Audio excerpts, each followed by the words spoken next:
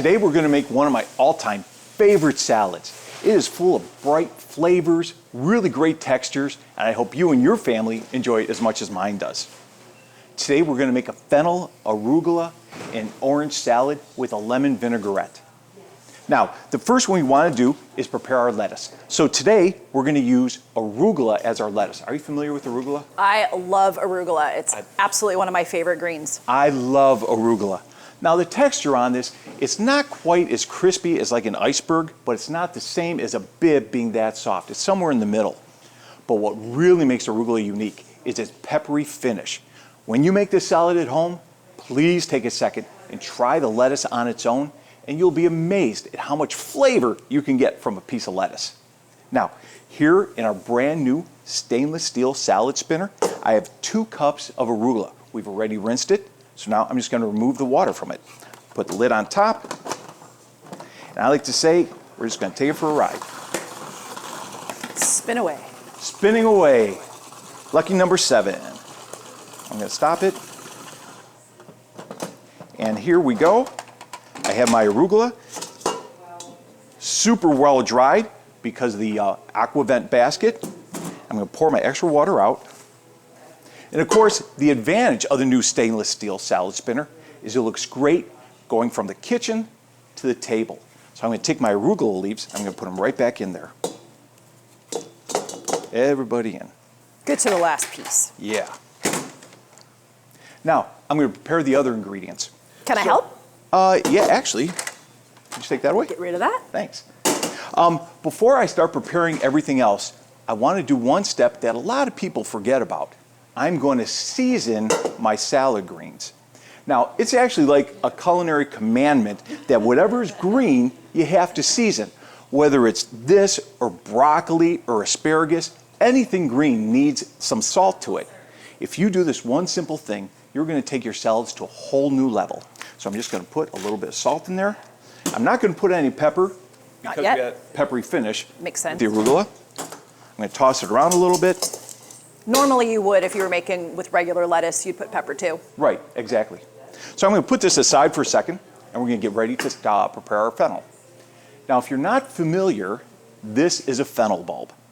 It is one of the most unique vegetables in the whole culinary world. It actually gives us 3 things no one else does. 1, a vegetable, and that's the white part here.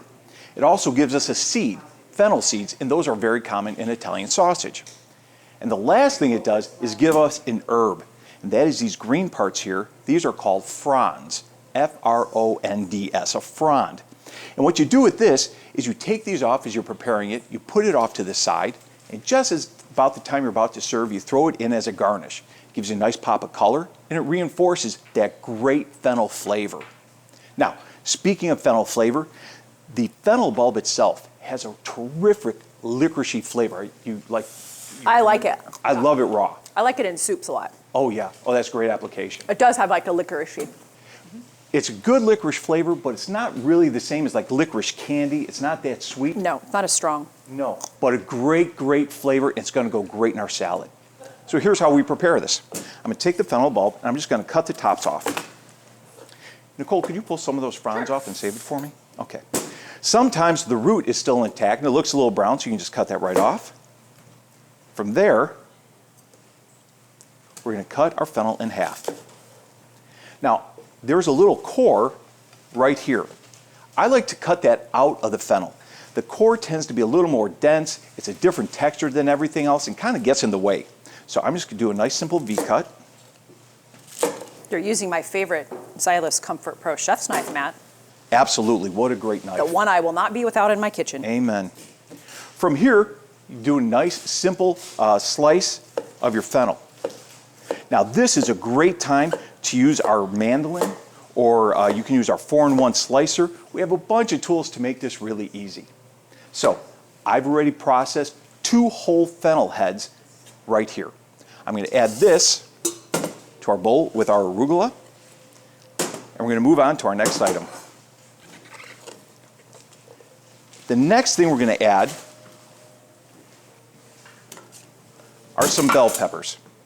This is just to give our salad a little more color, a little bit of texture as well. So this is just 1 whole yellow orange bell pepper. So I'm gonna put that in there. Is it yellow or is it orange, Matt? It's yellowy orange. Okay, got that. Yeah. We're also gonna put some tomato in there. I like to add tomato, it gives it a little bit of acid and again, a different texture.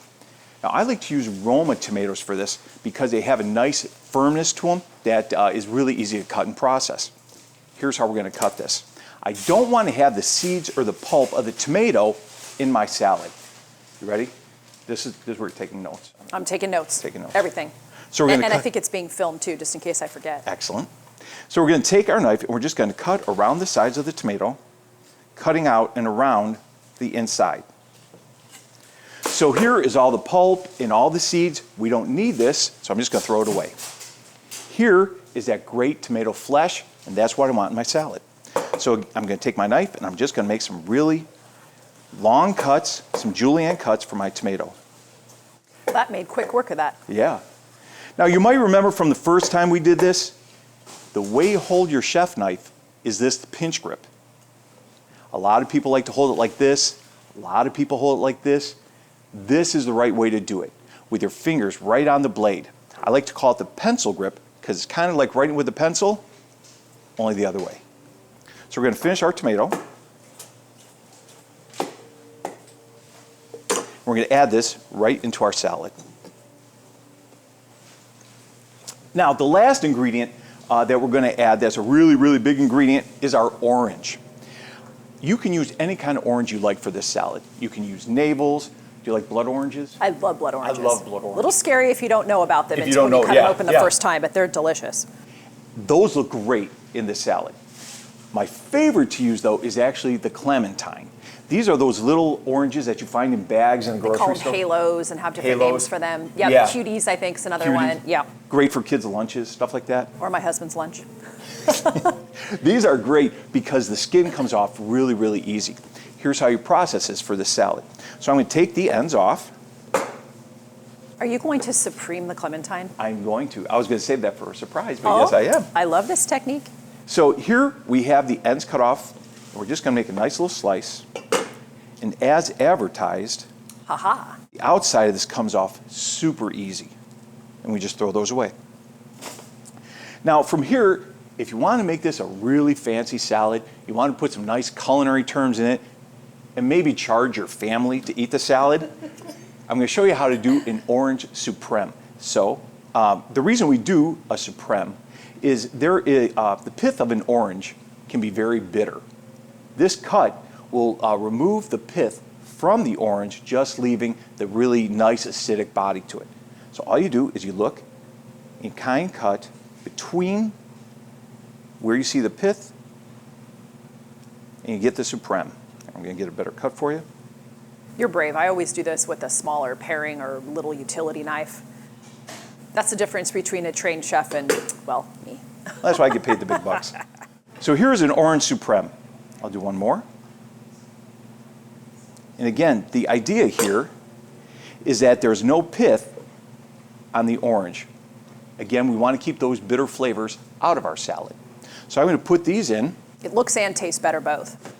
I did that earlier, and I here have a whole cup of these clementines that I did a supreme cut on. So I'm going to put those in there. Now, the last ingredient I'm going to add to this is a little bit of parsley. This is parsley leaves. I'm just going to remind you that with the Comfort Pro knife, we have this little indent here. That's where you put your hands when you're mincing things like herbs. So you give, maybe half a bunch of parsley, a nice rough chop, you throw it in your salad. So I'm going to take about a half a bunch and put it in there. Now, right now, we have a fantastic base for a salad. We have the peppery arugula, we have the fennel with its terrific licorice flavor, we got some great acidic notes from the tomato, from the bell pepper, and of course the sweetness from the oranges. But we need something to tie this all together, and that is going to be our lemon vinaigrette. The dressing, the best part. So to make our vinaigrette, I'm going to use the Easy Blend shaker. In here I have 3/4 cup of olive oil. To that, I'm going to add a 1/4 cup of lemon juice. Whenever you're making a vinaigrette, the most important thing to remember is the ratio, 3 to 1. Now, this is not an exact ratio, because I can see the emails coming already. Matt, I made the vinaigrette and it wasn't purpose. You're perfect. Your 3 to 1 doesn't work. I like mine more tart. I like it more tart. Yeah. So feel free to play with the proportions. And remember that sometimes one lemon is going to be much more acidic than another lemon. Olive oil is the same thing. So be sure to taste this before you put it on your salad to make sure it's what you want. Now, there's one more ingredient to go in here, and that is our friend Dijon mustard. I'm going to put about 2 teaspoons of Dijon mustard in here. And Nicole, if you wouldn't mind, I'm going to ask you just to shake this up. Oh, while easy. I can do that. That's simple. Excellent. I'm going to explain why we put Dijon mustard in our vinaigrette. Dijon mustard is what we call an emulsifier. Now, why do we need an emulsifier in a vinaigrette? Well, we all know that oil and water don't mix. And in this case, something like a vinegar or lemon juice, they're mostly water. When you shake these things up, and we know again from 8th grade science class, you shake them up, if you put that out on a table, in about 2 minutes that oil and vinegar are going to separate. What an emulsifier does, the Dijon mustard in this case, we add it to this mixture, which is the water and the oil, and it's going to jump in the middle and stabilize the whole thing so that when it's put out, it won't break or separate. Now, a well-made vinaigrette is going to last in your refrigerator 2 to 3 days. If you can master this technique, it has applications all over your kitchen. Now, the Dijon mustard does something else. It also gives us a sense of thickness to the vinaigrette, which in the culinary world we call viscosity. That's a big word, Matt. Viscosity. It's a big word, and it turns your salad from $7 to $10. And it's also a great word to use at a party, right? So let's say someone gives you a pina colada that's a little too thin. You go up to your friend and you say, hey, the viscosity is off. And you know what I would do? If someone said my pina colada was too thin, I don't know, what would you do? I would put Dijon mustard in it. Yes, and I'd thicken it back up. Remind me to never order a pina colada if I come to your house for a party. Now, it's really great to have your vinaigrette be a little bit thicker because it's going to cling better to the leaves. Now, I'm going to taste. Now you can see if I shook it up right. See if you shook this up right. Give it a quick taste. Tart enough? Tart enough. Good. I just want to give it a little bit of salt. I'm going to give it a little blast of pepper. Shake it up some more. Yeah. Again, 3 to 1 is an approximation. You have to taste it before you use it, and don't be afraid to add a little salt and pepper to it.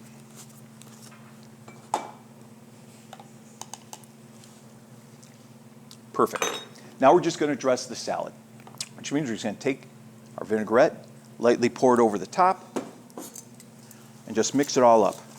That's going to taste yummy with the arugula and fennel all in there. I like that salad base. Now you can see that this is a really bright, kind of festive salad, perfect for the summer. You got the whites and the reds and all the different colors from the fruit. It's a great, great salad. I hope you try this at home. I hope you make it all summer long. Thank you.